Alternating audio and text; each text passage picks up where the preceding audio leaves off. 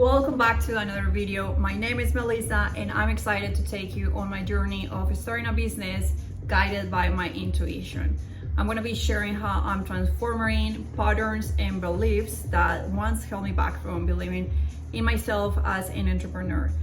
On today's video, I want to talk about something that became kind of the root of all the behaviors I've been having in the last few years of my experience as an entrepreneur. So it's presenting very strongly right now for me in all these changes that I'm making in my day-to-day. So I thought, why not keep being vulnerable with you guys and talk about it. This big subject is security. I wanted to start by giving a little context of where it comes from. Our security issues, I don't even like saying issues, but our beliefs around security. It all starts, as you can imagine, in childhood.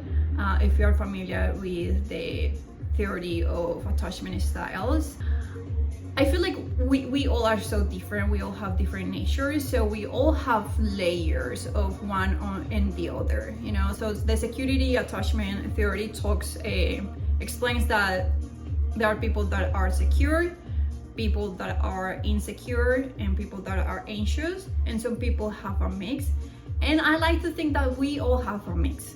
I have seen in my life, in my own experience with different friendships and relationships, romantic relationships, even with people in my family, sometimes I'm avoidant and I'm supposed to be the anxious. I'm supposed to come from the spectrum of the anxious attachment style, and sometimes I'm freaking avoidant. It's a good theory to, I feel like we all should, you know, have a little understanding on how it works. But I would say it's important with any kind of information we learn that you adapt it to, you know, what you really think, what your vision really, your perspective really is about everything, you know. It's so easy for me to get very passionate and start talking about many different things, but let's just go back to the security subject. So it happens in childhood, depending on the dynamic we had at home with our caretakers, parents, nannies. Some people grew up with their grandparents. It's very different for everyone. But the theory explains that, and not only that theory, psychology explains that, you know, in child development, those early years, I think it's the first 2 years of a baby, of a child, we need a emotionally stable, hopefully adult. And you know, so because that's kind of unrealistic, that's not gonna be the case. Like, of course, parents or caretakers are gonna be some days stressed out, I don't know, sad, depressed.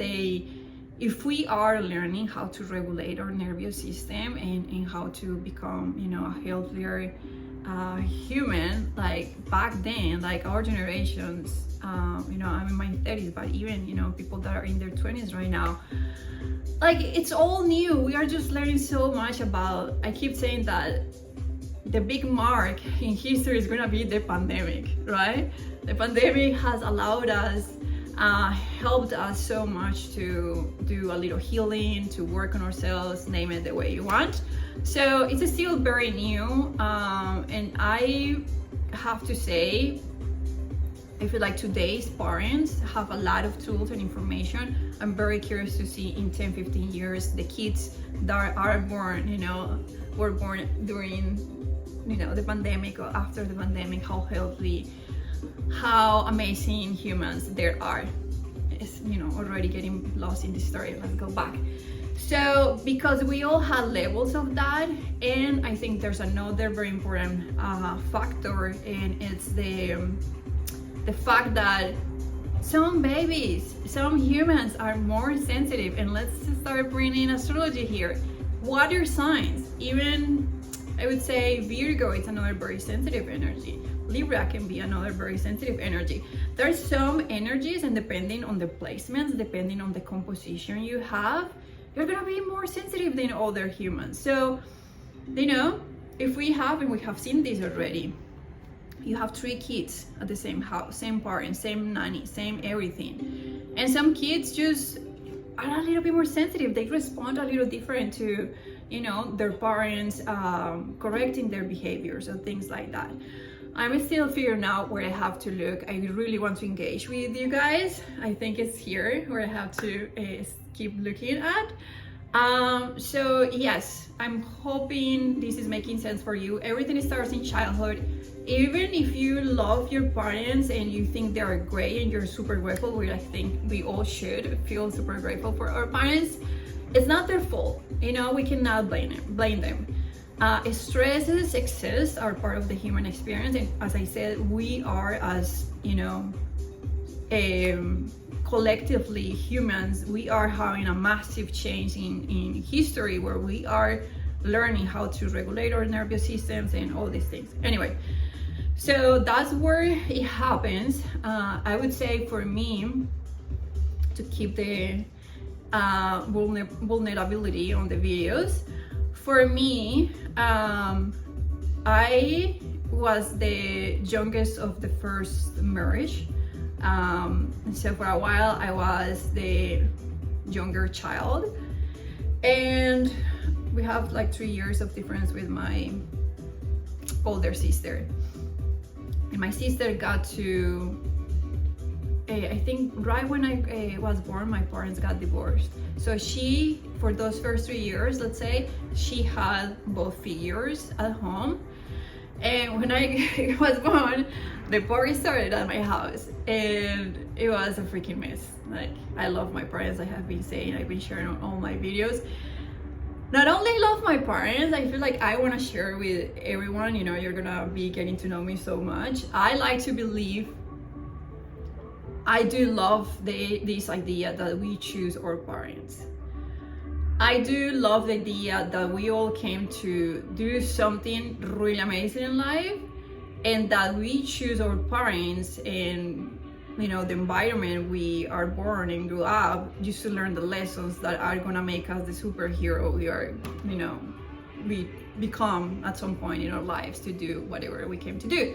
So I'm super grateful for everything that I had to experience, and like I feel like right now where I am in my life is right at that moment that I'm like, I'm not changing anything that I had to experience, anything that was part of my, has been part of my life at all. Like, if I wouldn't have had the challenges I had, the extremes I had, I wouldn't be here, you know? If I, yeah, it's like, let's put it that way. If I had a super healthy family, I wouldn't have done much of my, you know, I wouldn't have done so much work myself, and I wouldn't have the tools and breakthroughs, insights, amazing things that I'm dying to share with everyone right now, you know? And things are gonna get even better. This is just the beginning. Again, I'm just like, going in another direction with the conversation, with the video. So that's where it happens. And in my case, yes, it was a lot of not having my parents together, and they don't liking each other. So I think for me, for many years, I was, you know, like, it was every single child wants that, you know, the union of both parents and harmony at home and all these things.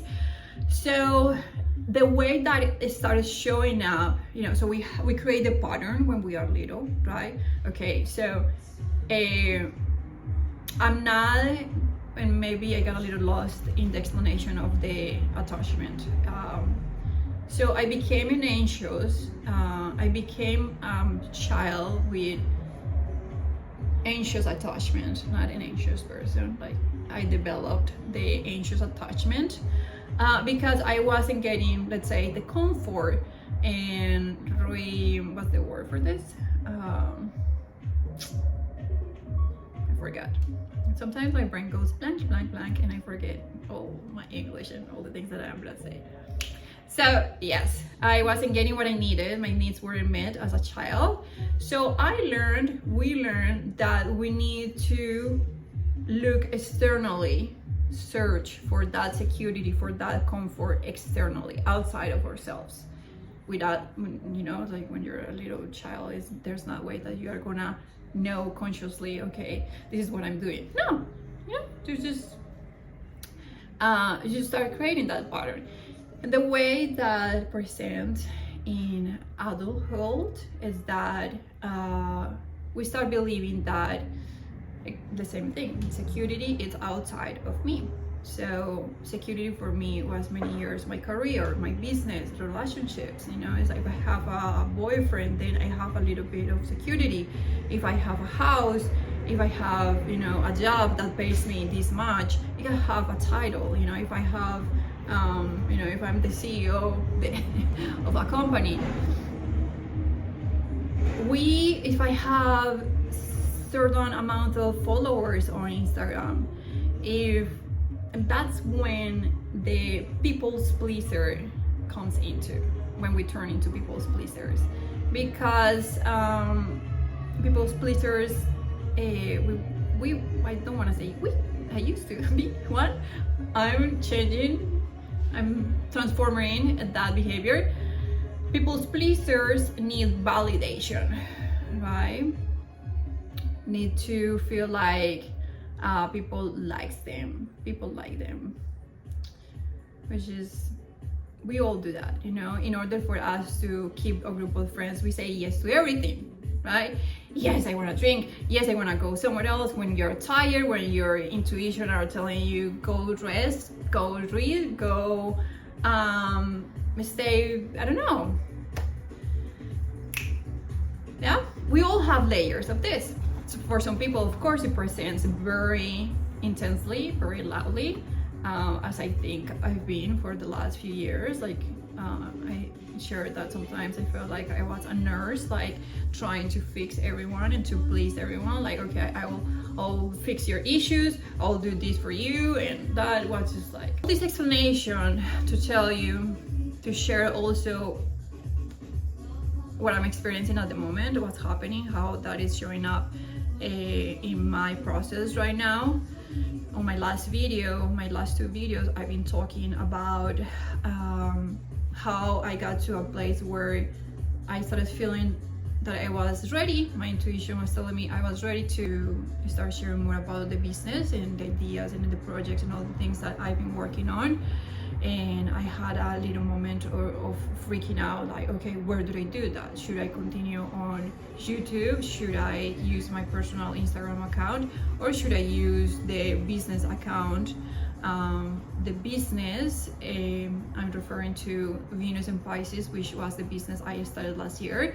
Initially, it was going to be a brand strategy, graphic design and brand strategy business. It's one of those things that I was saying on my video. If a friend asks me for advice, in that situation, would be quickly, I'll be like, this is what you have to do. But for me, it became a whole thing, and I was like, oh. And this thing, I'm getting a little spiritual hippie here. Welcome to my channel. This is gonna guide us. Here is where all the answers are. We just need to, and now we can mix the attachment styles, by regulating our nervous system. We learn a lot of things in a very wrong way. Like, I don't believe in anxiety and I don't believe in stress. It's just energy telling us things. So once we learn this, when we master, the inner experience, what our bodies are telling us, the resistance we feel, and when we're about to do things, that's the roadmap I was talking on my other video. That's what it's telling us. Okay, it's a resistance that is, it's a no, because this is not gonna be good for me, or it's a resistance because I'm still operating from old behaviors, from things that are holding me back. Yeah, I hope makes sense for you guys. Our bodies are always going to tell us our bodies, our intuition is always going to tell us what's the right thing. And this is something else that I've been experiencing during this time that I've been doing all these practices, meditating, doing breath work, journaling. I'm journaling so much. Not drinking caffeine, drinking alcohol very little. Yeah, I'm very present. My sense of stability right now is a little triggered, activated. You know, like the identity I had as a creative or entrepreneur. I want new, I want to expand, I want more, but I just don't know who I am, you know, like right now it's just like I think I posted somewhere, like I feel like I'm naked in front of a lot of people right now, like which is a good feeling, right? And I think I did that little exercise, you know. I had, of course, a little guidance I shared on one of my videos. And I was like, what would happen if I forget that I'm a designer? If I forget about everything that I have done at the moment? What does my heart want? It's a big move for me to let go of the name of a brand I created. And one day I thought it was, you know, it was the identity of my business. If I let go of any identity, you know, graphic design business, underwear brand business, I'm left with only one thing, and it's me. And it feels really good. It feels so liberating. You know, I'm not putting my expectations on anything externally. Right now, it feels the right move for me. It's gonna be me and me. It's liberating, empowering to not source for security outside of you. It's really empowering. I feel it's just very empowering to not care about anyone's opinions and, you know, just following that thing inside that tells me today is this, tomorrow it can be different, and doesn't matter. No one teaches these things, you know, unless you are a hippie, very spiritual human, then you are connected to people that have normalized, you know, all these powers or all these other things that our minds, our psyches can do, you know. But if you went to a graphic design school like I did and you live the normal life, we don't have enough exposure to these things. And a good example is like when you God or your mind tells you like this is the thing I have to do, that's your intuition. When you are at the grocery store and you are like, okay, I need vegetables, you know, if you didn't bring the list, I need vegetables. And when you have the knowing, okay, it's tomatoes what I want. That's your intuition. But we are busy. Our minds were exposed to a lot of external stimulation. So our minds are not usually that quiet. Our minds are always super busy. And so yeah, those are muscles, those are practices we all can do in order to, you know, have a better connection, you know, again, to our intuition. For me, it's like the best GPS you can have, you know. And of course, there are times where you're gonna need to ask for guidance to others, because there are subjects, there are things in life that we just haven't learned yet, and that's super helpful, super great. But for the most part, you kind of always know. Your intuition will always tell you, you know, which direction, what you have to do. I hope this serves to some of you, you know, especially if you are in that place in your life, starting a business or running a business or wanting to start a business. Please don't put your security in your business.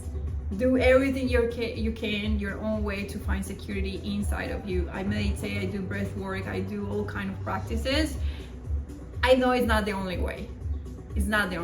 I know you can be present without having to meditate. Working out, recently in San Francisco, there are a lot of people into climbing. I've been paying attention to climbers, they know what they're doing. Sports, you know, in general, you are present. You want to be present with your body, with experience. Another subject I'm dying to talk about, float states. I just bought a book. I'm very, very excited to read it.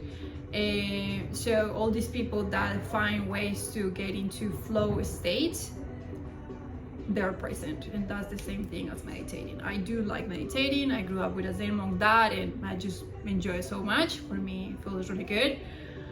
I'm just saying all this to remind you that security is something that you find inside of you. You don't need anyone's validation, anyone's approval. Your friends are not gonna like you because you cancel plans of them. They are not your friends. The more you are loyal to yourself, the more authentic you are, and eventually the more people that really are gonna like you are gonna come into your life. All right, peace and love, everyone.